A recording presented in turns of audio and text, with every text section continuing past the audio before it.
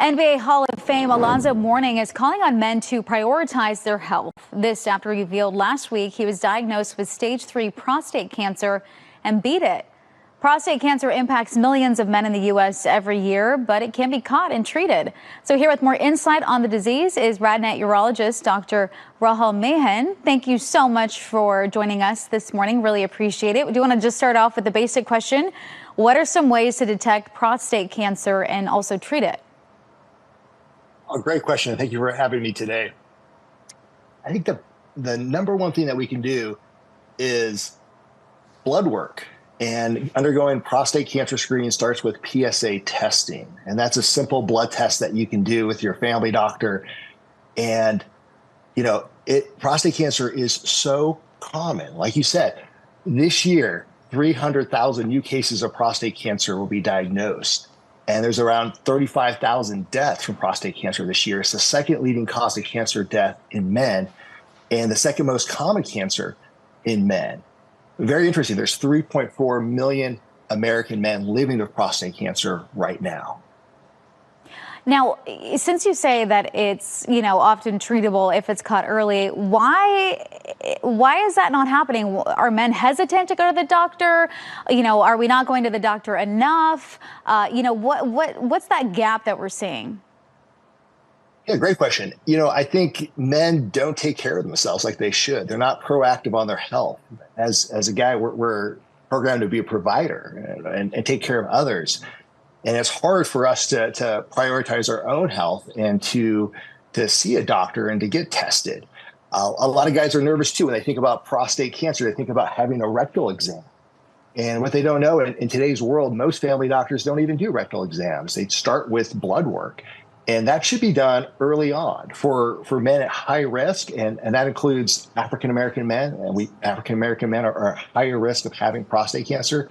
They should start screening in their early 40s. So it's hard to get a guy in their 40s to see a doctor, but we need to do better at doing that.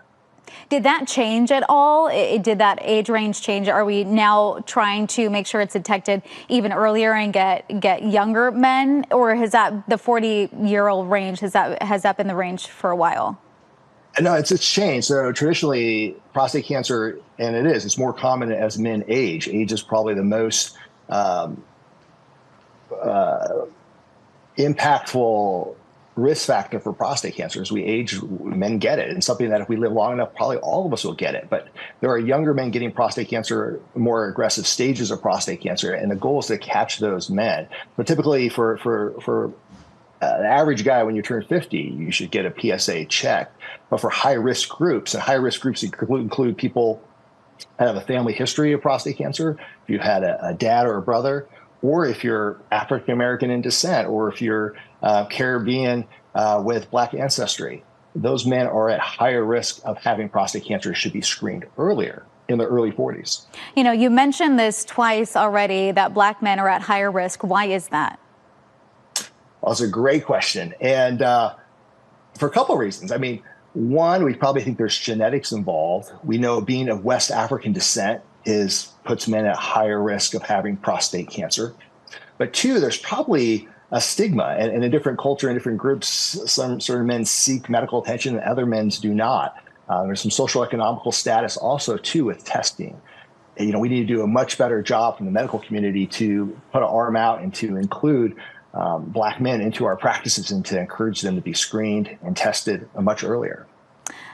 That makes a lot of sense. At the top of the show, we mentioned NBA legend Alonzo Mourning's diagnosis and then his cancer-free update. I feel like we're in this era now of a lot of celebrities, whether they are actors or sports legends or whatever the case may be, coming forward, telling their own story about their diagnosis, whether it be cancerous or something else.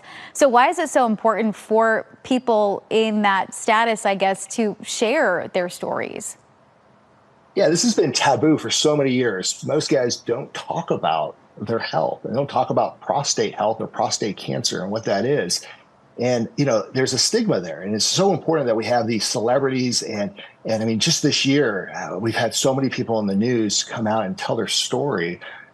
It's important. We got to normalize this. We got to talk about these issues, and we got to encourage men to be tested and to be screened for. We can definitely catch men early, and that's so beneficial. All right, Dr. Rahul Mehan, thank you so much for being here. Really appreciate you breaking all that down for us.